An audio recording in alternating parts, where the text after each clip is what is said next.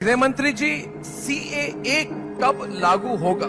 CAA ये देश का कानून है, पत्थर पर लकीर है, ये वास्तविकता है, ये लागू होगा ही होगा और इस चुनाव के पहले होगा। इसको कोई नहीं रोक सकता।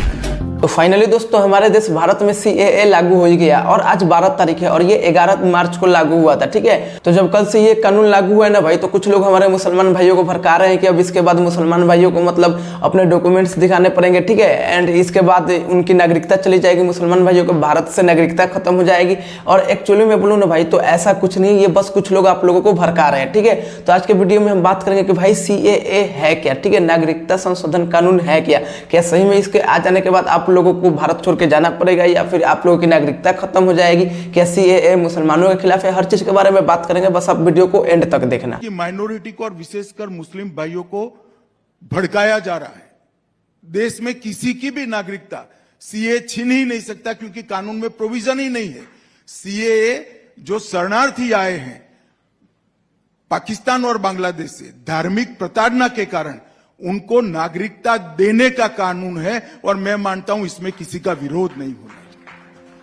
तो चलिए बताता हूँ कि सीएए एक्चुअल में है क्या। देखिए, जैसे कि पाकिस्तान देश हो गया, ठीक है, बांग्लादेश हो गया, अफगानिस्तान हो गया, वहां से जितने भी लोग को प्रताड़ित किया गया है धर्म के नाम पे, लाइक हिंदू हो गए, सिख हो गए, बुद्धिस्ट हो गए, जैन हो गए, पारसी हो गए, तो उन सब लोगों का रास्ता साफ हो जाएगा सीएए आने के बाद। ठीक है, उनको नागरिकता दिया जाएगा भारत का। अभी तो इस कानून को लाने का मेन मकसद यही है कि इन 3 देशों में जो गैर मुसलमान लोगों के साथ है धर्म के नाम पे, उनके साथ भाई जो भी मतलब गलत चीज हुआ है और वो लोग अपना देश छोड़ के हमारे हिंदुस्तान में वापस अपने हिंदुस्तान में आ गए हैं, तो उन लोगों को भारत का नागरिकता देना ही मतलब सीएए कानून है। ठीक है, ये तो बहुत सिंपल सी बात है, इसमें कोई गणित नहीं है, कोई वो नहीं है कि ये आप लोगों ने ऐसा वैसा बोल दिया और आपके दिमाग में आ गया और आप भड़क गए। इस कानून के अंतर्गत कोई भी गैर मुस्लिम जो 31 दिसंबर 2014 के पहले भारत में आया है, वो भाई मतलब इसके ऑफिशियल साइट पे जाके अपने नागरिकता कानून के मतलब अपने नागरिकता के लिए भाई आवेदन कर सकता है। तो चलिए अब बात करते हैं कि आखिर ये कानून को लाया क्यों गया। देखिए, जब हमारा देश आजाद हुआ था 1947 में, उसके 2 साल बाद हमारे प्रधानमंत्री उस समय के मतलब पंडित जवाहरलाल नेहरू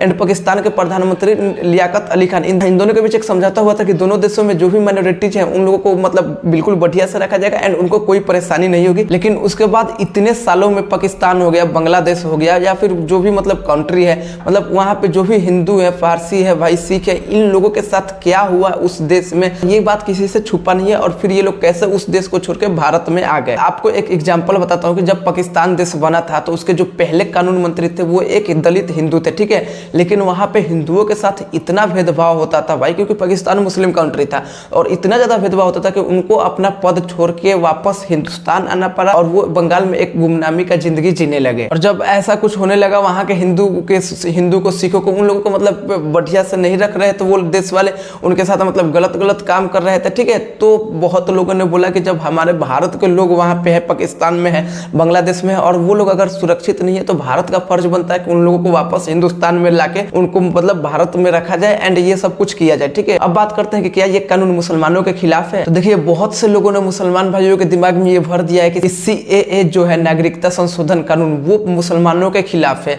तो मैं एक बात साफ कर दूं कि भाई मैं क्या मतलब खुद सरकार ने बोला था कि सीएए नागरिकता देने का काम करती है, लेने का नहीं। ठीक है, अब कुछ लोग ऐसा बोल रहे हैं भाई कि ये जो कानून है इससे सिर्फ हिंदू सिख पारसी लोगों को ही फायदा है, मुसलमानों को मतलब मुसलमानों के लिए कुछ नहीं है। तो देखिए एक बात बताता हूँ, पाकिस्तान एक मुसलमान कंट्री है, ठीक है, बांग्लादेश भी मुसलमान कंट्री है, अफगानिस्तान भी मुसलमान कंट्री है। ठीक है, एंड वहां पे जो उत्पीड़न हुआ है वहां के माइनॉरिटीज के साथ, तो भाई अब वहां के मुसलमान तो मुसलमान के साथ उत्पीड़न तो करेंगे नहीं। ठीक है, एंड वहां के मतलब मुसलमान लोगों ने भाई हिंदुओं के साथ, पारसी के साथ, सिख के साथ, मतलब जितने भी लोग, तो उन लोगों के साथ ऐसा किया। अब कुछ लोग बोल रहे हैं कि भाई इन जैसे देशों में, पाकिस्तान, बांग्लादेश या फिर अफगानिस्तान, इन जैसे देशों में भाई सिया मुसलमान जो है उनके साथ भी तो भाई मतलब दबाव होता है, उत्पीड़न होता है, ये होता है। तो देखिए, सीएए मतलब धार्मिक अल्पसंख्यक लोगों को नागरिकता देने के लिए है या फिर इन सब चीजों के लिए है। ये मतलब आपके मजहब के अंदर क्या हो रहा है, क्या नहीं हो रहा है, उस चीज के लिए, मजहब में आप किसको टॉर्चर कर रहे हो, किसको क्या कर रहे हो, उस चीज से सीएए का कोई लेना देना नहीं है। ठीक है, अब कुछ लोग बोल रहे हैं कि भाई देखिए, जब हिंदुस्तान आजाद हुआ था भारत 1947 में, तब भारत से मतलब भारत से एक देश निकला था पाकिस्तान। ठीक है, मजहब के नाम पे ही निकला था। एंड फिर पाकिस्तान में से जब 1971 में बांग्लादेश निकला, तो लोग बोल रहे हैं कि भाई जब पहले ही 2 देश हिंदुस्तान में से निकल गए हैं, पाकिस्तान एंड एंड बांग्लादेश। तो जब उन लोगों को फिर से वहाँ के लोगों को हिंदुस्तान में ला के मतलब नागरिकता देना पड़ेगा, तो फिर हिंदुस्तान ने इतना कुछ सहा ही क्यों, इतना कुछ मतलब हुआ है कि हाँ इस बात में कोई मतलब लॉजिक है एंड इस बात पे मतलब किसी को सोचना चाहिए। लेकिन उसके लिए एक सवाल ये भी है कि क्या पहली बार ऐसा कानून आ रहा है? ऐसा तो नहीं है कि ये कानून पहली बार आ रहा है। तो देखिए ऐसा नहीं है कि ये कानून पहली बार आ रहा है, ठीक है। इसके पहले भी 2 बार ऐसे कानून आ गए हैं। पहली बार 1950 में ये कानून आया था जब हमारे देश के प्रधानमंत्री नेहरू जी थे एंड कानून मंत्री डॉक्टर भीमराव अंबेडकर थे। तो उस वक्त भी इमिग्रेंट एक्ट लाया गया था। उस समय इस कानून को लाने का 2 मकसद था। पहला तो कि जो लोग आसाम में मतलब गलत नेचर से गलत सोच रख के आए थे उन लोगों को पहचान करके उनको देश से बाहर निकलना, ठीक है।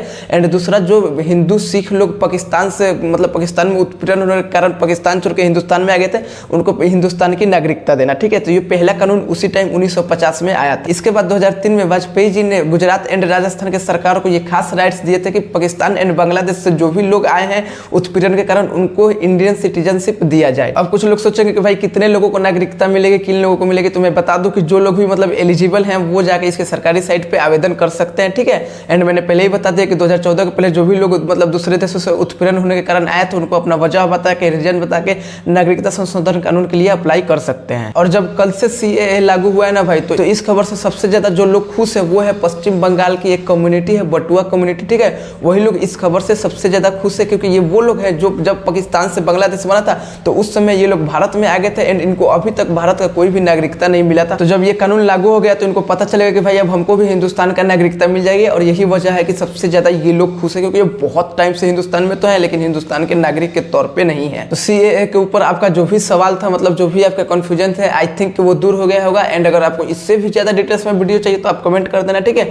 बाकी सब कुछ तो मैंने बता ही दिया कि CAA क्या आई से किसको मतलब फायदा होगा, किसको नुकसान होगा, कि नुकसान तो किसी को नहीं होगा, ठीक है। एंड जो भी वगैरह जो भी बातें थी बस उस समय जब 2019 में इस कानून के लेकर बात हुआ था तो भाई इसका कुछ लोगों ने विरोध किया था बिना सच्चाई जाने। तो मैं रिक्वेस्ट करूंगा कि भाई इस बार ऐसा कुछ मत करना, ठीक है। तो आज का वीडियो हम लोग यहीं पे खत्म करते हैं। अगर आप लोगों को हमारा ये वीडियो अच्छा लगा तो इसको लाइक कर देना, फ्रेंड्स के पास शेयर कर देना एंड सब्सक्राइब कर देना।